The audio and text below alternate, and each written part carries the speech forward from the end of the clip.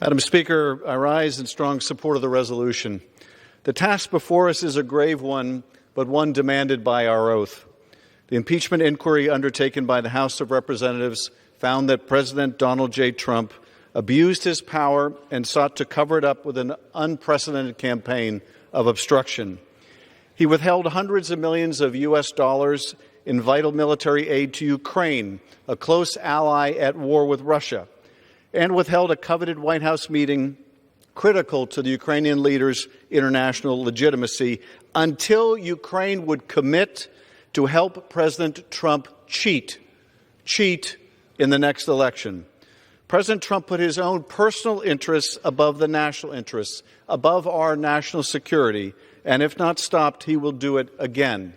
For that reason, he was impeached. And for that reason, the House managers will take the case to the Senate and to the American people. Because the appropriate remedy, indeed the only remedy, is the conviction and removal from office of President Donald Trump. I yield back.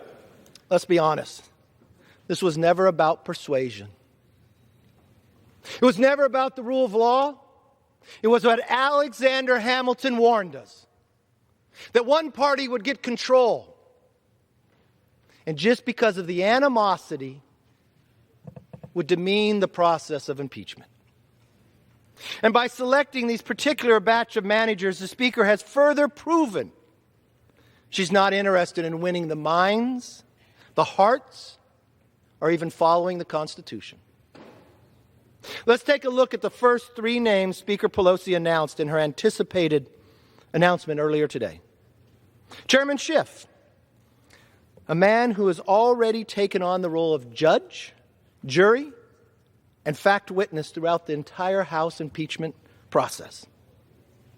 Chairman Nadler, someone who campaigned for the chairmanship of the Judiciary Committee that's responsible for impeachment beginning as far back as December 2017, before you were even in the majority, on the notion that he would be the best person to lead the charge on potential impeachment against the president. You see, you get a chairmanship by your conference voting for you. You campaign for it. You put your best ideas out there of why you should be the chairman. In 2017, that was the campaign.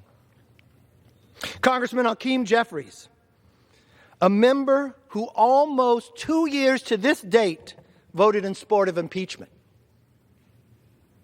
You know, that was more than a year before the Ukraine call even took place. Those are just some of the managers. If you think about the members, there's people who were, on the day they were sworn in to this body, told those who support him the greatest that they were going to impeach him. As I've said in the past, there's an issue with fairness. But instead of looking to the Senate, Speaker Pelosi should be looking within her own caucus. From the beginning, this investigation was marred by selective leaks to the media, a completely predetermined process. Yes, we've been through impeachment before, but it was much different. We believed in the rule of law back then, that we would face our accuser, that you could cross-examine, that the minority could actually ask for witnesses. The day that impeachment was asked to come forward, I sent a letter to the Speaker, laying out 10 items, none that were made up. You know what they were? The fair process we've always used in the past. The answer was no. Because they've been working on this for 2.5 years, they could not let fairness determine the outcome.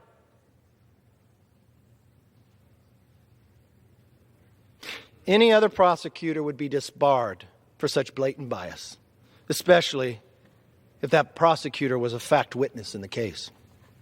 The reason for this impeachment is the same reason it's taken Democrats 30 days to send the articles to the Senate. Just spite. They wanted to stain the president's record without giving him a fair chance to clear his name.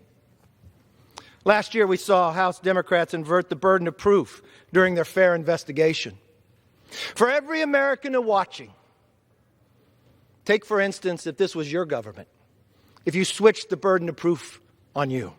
We have a congressman, Max Rose, characterized it this way, this new freshman of the majority. The president says he's innocent, so all we're saying is prove it. God forbid government accuses you of something as an average American, say you have to prove it. We just switched a fundamental belief as an American. But only in this house do we do that.